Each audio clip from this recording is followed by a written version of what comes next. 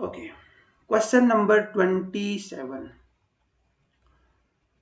Two ships are on the opposite of a lighthouse such that all three of them are collinear. Collinear मतलब होता है एक ही line पे दो ship हैं जो एक लाइट हाउस से ऑपोजिट साइड में है दोनों. ओके. और ये तीनों कोलिनियर है मतलब एक लाइन पे हैं.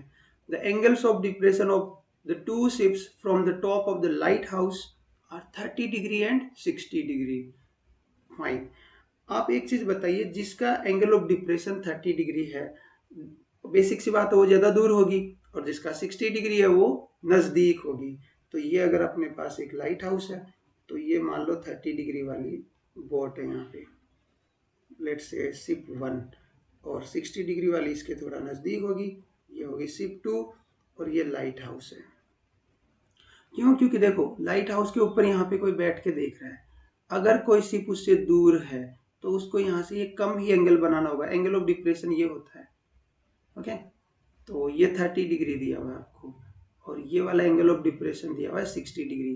क्योंकि ये लाइन और ये लाइन दोनों हॉरिजॉन्टल पैरेलल है, तो ये 30 है तो ये भी कितना 30, और ये 60 है तो ये भी कितना 60. अब ट्राइंगल, इसको कुछ पी बोल देते हैं, ट्राइंगल पी S1 S2 में आप देखिए ये 30 और ये 60, तो ये पूरा कितना बच गया 90 डिग्री. अब मैं आपको एक स्पेशल ट्राइंगल के बारे में बता देता हूँ जिसको बोलते हैं 30 60 90 ट्राइंगल. ये क्या है? ये एक राइट ट्राइंगल है जिसके तीनों एंगल्स हैं अपने पास. 90 ये है, अगर ये 30 है, ये 60 बच गया. 30 के सामने वाली साइड अगर 1 है तो 60 के सामने की साइड स्क्वायर रूट 3 होगी, और 90 के सामने की साइड होगी 2. या आप बोल सकते हो 1x रूट 3x और 2x. ओके. मतलब बेसिकली इनका रेशियो होगा साइड्स का. ये fine. If the ships are 230 square root 3 metre apart, तो ये जो दोनों शिप हैं वो 230 स्क्वायर रूट 3 मीटर दूर है एक दूसरे से. Okay. Then find the height of the light house. आपको ये लाइट हाउस की हाइट बतानी है. अब देखिए एक चीज बताइए मुझे, ये एक राइट ट्राइंगल है PS1 S2. 90 डिग्री के सामने की साइड आपको 230 स्क्वायर रूट 3 दे रखी है. 230 स्क्वायर रूट 3. ओके.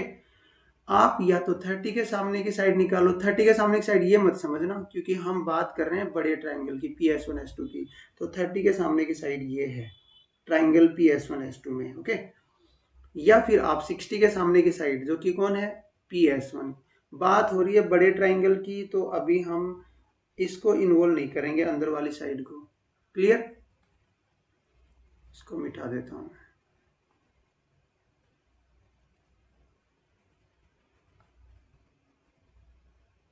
ये लीजिए. ओके.